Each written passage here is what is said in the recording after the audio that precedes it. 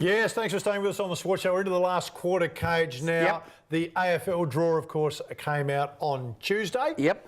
Are you happy with it? Oh, mate, I could not be happier, Smithy. It is unbelievable. Both clubs, Port Adelaide and the Crows, would be delighted. Crows have got 5 Friday night games, 2 Thursday night games. Power have got 3 Friday night games, 1 Thursday night game. But both clubs are absolutely tickled pink. And they've been rewarded, Smithy.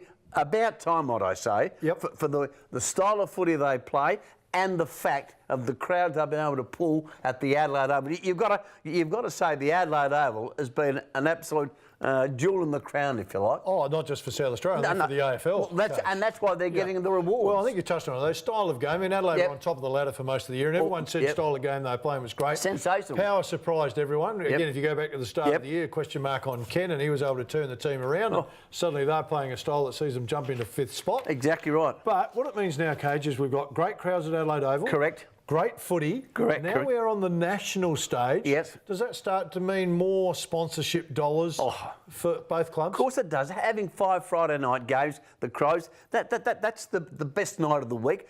Port have got 3. Port have got the Shanghai game again this year.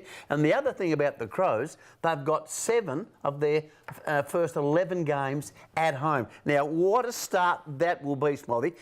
The first 7 of the 11 games are at home. All right, and there are 2 Thursday night games, because I'm a bit nervous about the Thursday night games, but Geelong and Richmond. So it's not too bad. So they're going to get a full house for both of those. Exactly. So even though Geelong struggled a bit last year, you've got to come in now and have a look at Selwood, Dangerfield and Ablett play. Can you imagine that at Thursday night? Even if you don't barrack for Geelong, even if you don't barrack for the Crows, you'd want to go along just to see those 3 play, wouldn't you?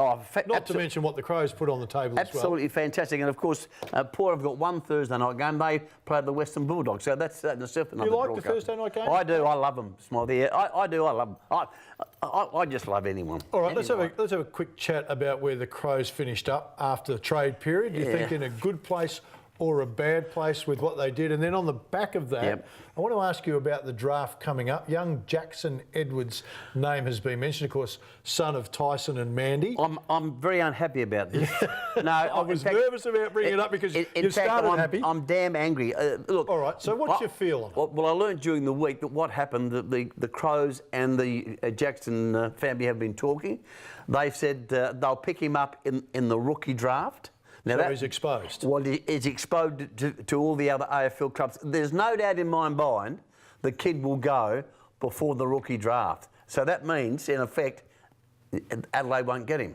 All right. So they're rolling the dice on that. Now, the comparison's on him, and so there's 2 sides of the story. The first one is that he's been tagged being very Simon Black-like. Yeah, so if you're being tagged like harsh. Simon, Brenton Phillips would know, and he said he is of that ilk. So when you're talking about that ilk of player, you're talking about a damn good one. No doubt. Some are saying he's like his dad Tyson, who is a 321-game legend of the club. So a lot for the young kid to live up to.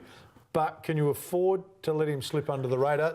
The take on him, if there's a negative, is that they say he's a bit slow. Look, Greg Williams wasn't the fastest man on 2 legs.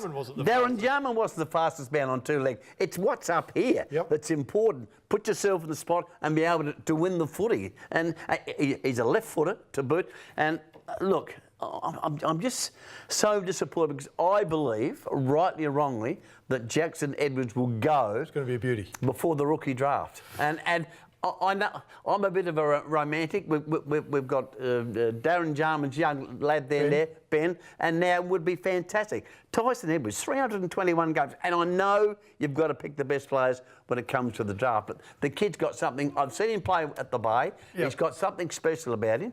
And the scouts like him. Look, what makes me nervous on the back of Jake Lever leaving to go home is you're thinking, if we're going to put time and effort into a player that's got something, who lives here, the chances of staying at the end of that 3-year period are a lot greater. So I tend to lean. I've probably got that 5 or 10% where I say, if he's a South Australian kid, we'll take him for those reasons. So it'll be interesting to see if he's still there at the end. If not, an expensive gamble. I'll be amazed if he's still there come the rookie draft there. All right. Now, the trade period, I thought for the Power, they sat number 1 on what they were able to accomplish. And I know you've got a question mark on Motlop and Rockcliffe and Watts. I have. There's still a bit of baggage with them. If they can deliver on what they're supposed to, I mean, we know potential and all those things, dangerous word, new environment, so they're going to be hungry for the first year, Yep. so they should be able to get them the first year. Yep. Where do you see them? Well, look, let me say this. I wish those three kids all the very best. I hope they do succeed, but I've said this before and I'll say it again. With the three of them comes a bit of baggage. Jack Watts has never lived up to being the #1 draft pick, never. Motlop's been in and out and has lacked consistency in his game. And Rockcliffe left the Lions because of a blue with the coach and stuff. He didn't go on with the coach. So there's a bit of baggage with them. I hope they fire. They've got a great draw, though, Coach. Well, they've got a fantastic draw. I hope they fire. If they fire, that's a real bonus for Port Adelaide. All right, Collingwood got a tough draw. They've Oh, got to play Collingwood 5 got- games away from home. Well, they Coach. still can't make the finals. They got 5 games away from home, and they still can't make the finals. What they're thinking of doing is giving them the first 5 games without playing. That might give them They a still chance to wouldn't get in. make the Hey, finals. just quickly, Tiger Woods is going to make a comeback, Yeah. Cage. He's been out of the game for Good 9 news. months, so there's some good news for Tiger Woods. Yeah. Damien Oliver. Are you concerned about him? So this is the second time now he's been suspended through the spring. He's going to miss the Melbourne Cup, and you think of the amount of money that Damien Oliver is now going to lose. Look, I saw the incident, and it was way over the top. He was bullying? He deserved the 20-week suspension, no question. That was bordered on dangerous riding. And look, he's a wonderful rider, but gee whiz, it's a tough penalty. But hey, that's racing. Okay, it's time for us to go. Hope you've enjoyed the show, everybody. Again, the Crows and the Power. Go, boys, go. Have got Come a on, better draw for respective clubs for next season. It's going to be a great year. Hope you've enjoyed the show, everyone. Time for us to go. Catch us, Marty.